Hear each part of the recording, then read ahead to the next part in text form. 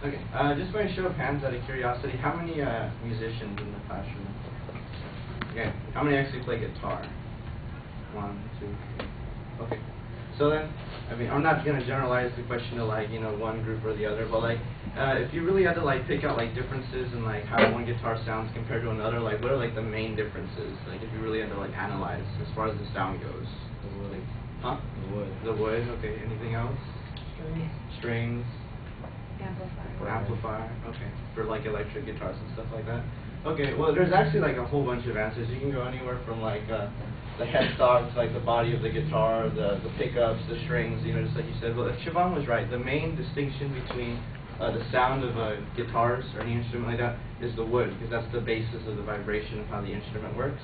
So today I'm going to be discussing and actually enlightening you guys on the different types of woods used today for electric solid body guitars. And we're going to actually cover this topic first through a little history of like the origin of the electric guitar, and then we're going to talk about the 6 major types of woods that are used today, just like a brief overview of them. And then we're going to actually look at like some of the final products used, like so the end product of the wood and what it looks like once it's finished and turned into a guitar, with some sound samples that I kind of created and stuff like that. So to start off, and this is a topic that I've been researching for about 6 years. I've been playing guitar for 6 years, so I'm just kind of like, I guess I'm a tones chaser. I'm looking for like the best guitar I can possibly get without having to break my wallet. So to start off, we're gonna do a little history on again the origin of the electric solid body guitar. Gibson was the main manufacturer back in like the 1930s and the 1940s, and their first model guitars actually had F-holes, so that means they were, so you can see right here. So that means they're actually semi-hollow bodies, if not full hollow bodies. So there's no wood within. And the way guitar typically works, if you don't have a pickup, the sound vibrates to the strings and the plucking, so that sound resonates and vibrates and jumps out through the F-holes. So you didn't need amplification for those kinds. And then 1950s comes Les Paul, and he distributes his model for the Les Paul model for Gibson in 1952, and it's officially distributed in 1954. It was the first solid body guitar, so it had no no crevices inside the wood or anything like that. It was just a clean slate of wood, and it was a revolutionary design because no one was able to think of, would the wood actually be able to sustain those notes and vibrate? And of course they found out you need some kind of electrical current to go through the guitar, so that's the creation of like a more modern pickup so as to detect the vibration coming from the wood, and then later be amplified through like a cable and an amplifier. So that's just like a little history as to like how the creation of the solid body came into mind. So now that you know a little bit of history, that was such a revolutionary design in 1954. It was like a really big trademark thing, and they were like, oh wow, we can actually use whole slates of wood to produce vibrations, and we're just going to amplify that now. So this is just a basic body kit for like a guitar, and this is the wood. This is actually ash, like a cross between ash and alder wood, but we're going to get into more specifics about that. So you put your pickups here, the strings, and the pickups would go on the opposite side of this, and that's what would pick up and detect the guitar. And that's typically what bodies look like once they're finished and they're rendered and they're treated properly. And so now we're going to just go,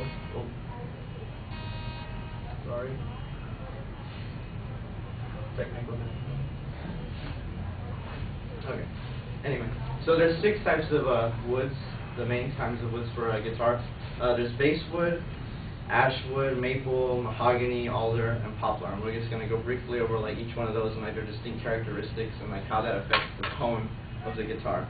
So basswood is it comes from a tree called Tilia americana. It's considered American whitewood.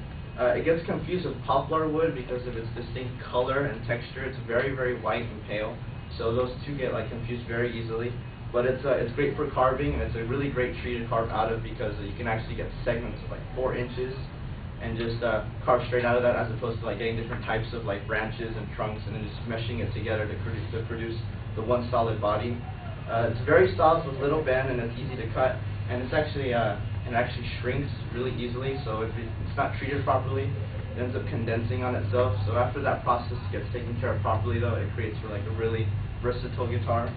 Ashwood is the most common one for guitars. Is Louisiana swamp ash, and that's obviously from Louisiana. That's actually typically used for, you see that in baseball bats and hockey sticks, and and bowling pins. So next time you go bowling, you're like, oh hey, look, that came from Louisiana. It's from the olive tree family. It's shock resistant, so that means like if you actually like play, it doesn't really like catch the vibration so strongly as to like take away from its sound. Maple is a very big wood in the guitar industry. You see it most commonly in like furniture and cabinets and things like that. Sugar maple is the tree that it actually comes from, so the same thing you get your maple syrup from, that's the same wood that they end up using to make those guitars and that furniture and stuff like that. So that's pretty interesting.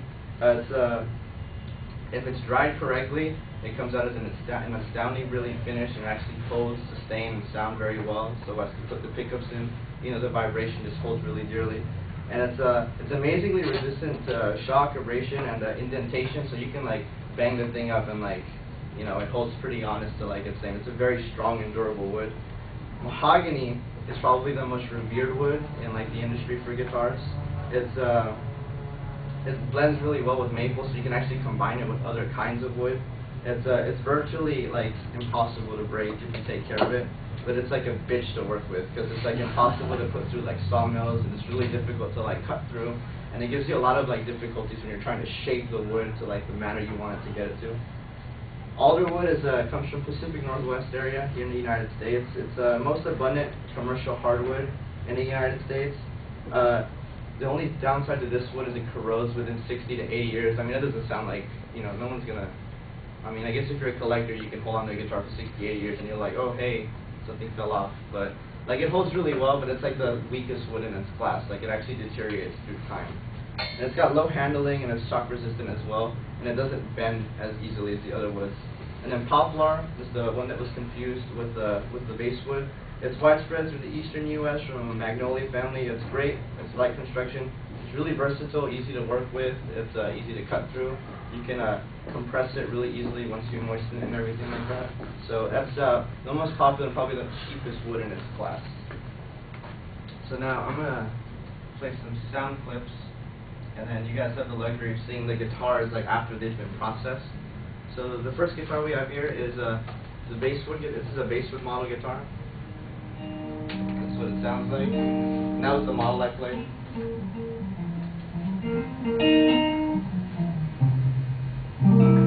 It's got a nice bright twang. It's probably like the cheapest in its class. This is Swamp, Louisiana Ashwood.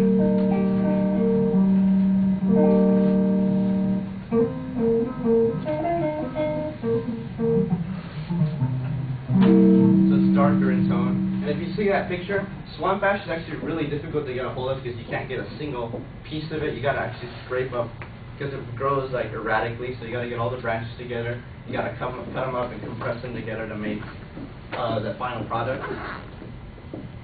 This is Mahogany. This is the most revered in the class.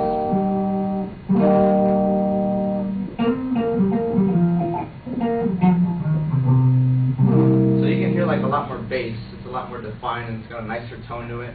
Can you actually start telling the differences between the classes of guitars? Okay. This is not, I'm screwed.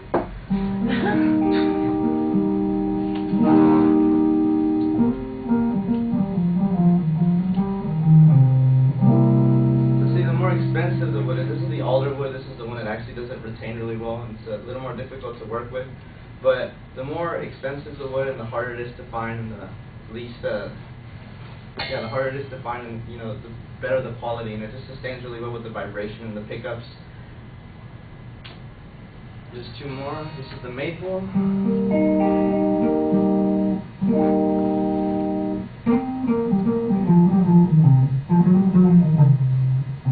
It's probably my favorite, but I don't got $2,800 to lay down on it, so I'm gonna have to wait a little bit. But this is actually a hybrid. This is a combination between the maple and the mahogany. It's got a mahogany body, and the last like quarter inch is a maple slot.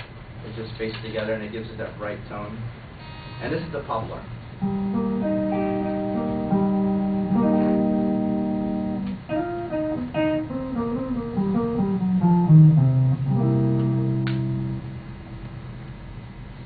And unfortunately, that was me playing all the tracks. I'm sorry. But, so that's pretty much like an overview of like how the woods actually like affect the sound and the tone quality of the guitar. So I hope out of this presentation, you guys are a little more knowledgeable about like the different kind of woods and the sound qualities that each one has to offer. And if any of you guys are interested in buying a guitar, you know you guys are a little more knowledgeable in making that purchase. So that's it. Thank you very much.